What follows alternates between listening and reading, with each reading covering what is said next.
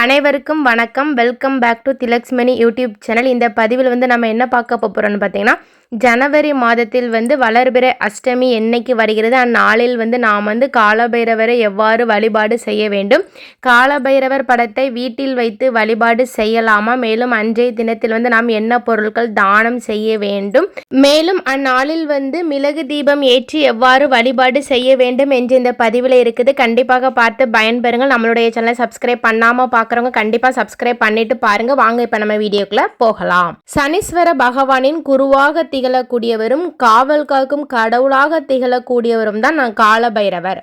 அப்படிப்பட்ட காலபைரவருக்கு உகந்த திதியாக இருப்பது அஷ்டமி திதின்னு சொல்லலாம்.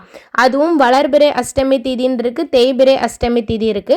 தேய்பிறை அஷ்டமி திதியில் நாம் காலபைரவரை வழிபாடு செய்யும் போது நம்மளுடைய கஷ்டங்கள் அனைத்தும் தீர்ந்து போகும் என்றும், வளர்பிறை அஷ்டமியில் நாம் காலபைரவரை வழிபாடு செய்யும் போது அஷ்டலட்சுமிகளின் அருளை பரிபூரணமாக பெற முடியும் என்று நம்ம எல்லாத்துக்குமே தெரிஞ்சதுதான். அப்பேற்பட்ட சக்தி வாய்ந்த வளர்பிறை அஷ்டமி திதி என்னைக்கு தொடங்குதுன்னு சொல்லி பார்த்துடலாமா? ஜனவரி 25ஆம் தேதி இரவு 9:20 தொடங்கி ஜனவரி 26ஆம் தேதி இரவு 7:11 வரைக்கும் இருக்குதுங்க. அதனால நமக்கு என்னைக்கு வளர்பிறை அஷ்டமின்னு பார்த்தீங்கன்னா, ஜனவரி 26ஆம் தேதி தை 12ஆம் நாள் திங்கட்கிழமை அன்று தான் நமக்கு வளர்பிறை அஷ்டமி வருகிறது. சரியா?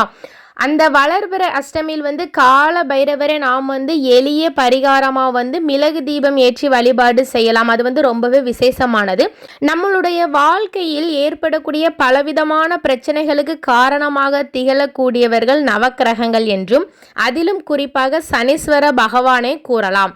அப்படிங்கிறது உங்கள் எல்லாருக்குமே தெரிஞ்சதான். அப்படிப்பட்ட சனீஸ்வர பகவானின் குருவாக திகழக்கூடிய காலபைரவரை நாம் வழிபாடு செய்யும் போது சனீஸ்வர பகவானின் தாக்கத்தோடு விடுபடுவதோடு மற்ற கிரகங்களிலும் நமக்கு ஏற்படக்கூடிய பிரச்சனைகளிலிருந்தும் காப்பாற்றுவார். அப்படிப்பட்ட காலபைரவரை நாம் வளர்பிறை அஷ்டமியில் வழிபாடு செய்வது ரொம்பவே சிறப்பு.